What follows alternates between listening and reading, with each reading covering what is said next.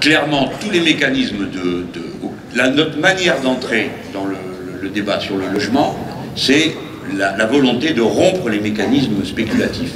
Bon. Le contrôle des prix, c'est pas une nouveauté dans ce pays, hein. Ça a commencé en 1789. Donc, on a su le faire.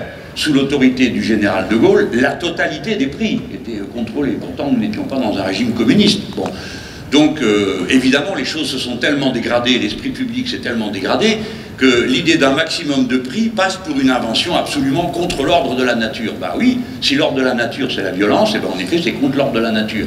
Mais c'est pour l'ordre social. Il n'est pas possible de continuer à laisser s'envoler les prix de cette manière-là.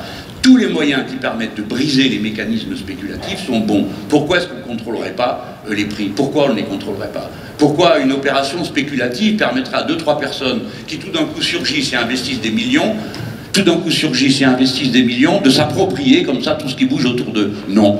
Donc, je ne dis pas que je commencerai par le contrôle des prix, parce que là, je vois bien à toutes les difficultés que mon programme m'expose, s'ajouterait sans doute une bronca de toutes sortes de gens qui se trouvera à la période de l'héritage. Mais vous savez, la réquisition des logements vides, c'est très impopulaire aussi, auprès de ceux qui sont les propriétaires de ces logements. Mais le logement vide, c'est pareil, c'est pas supportable.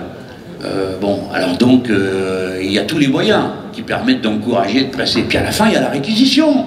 Enfin, mettez-vous devant quelqu'un, on habite, non c'est pas vous, c'est l'autre, qui habite dans le même quartier que moi.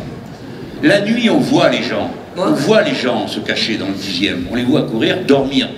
Et je vois des fois des femmes, elles se cachent plus que les autres, et des fois elles ont des enfants.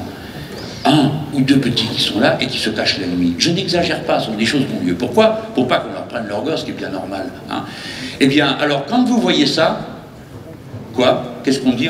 Comme ce que j'ai dit tout à l'heure, je veux le laisser dans toute sa vigueur, dans toute sa force.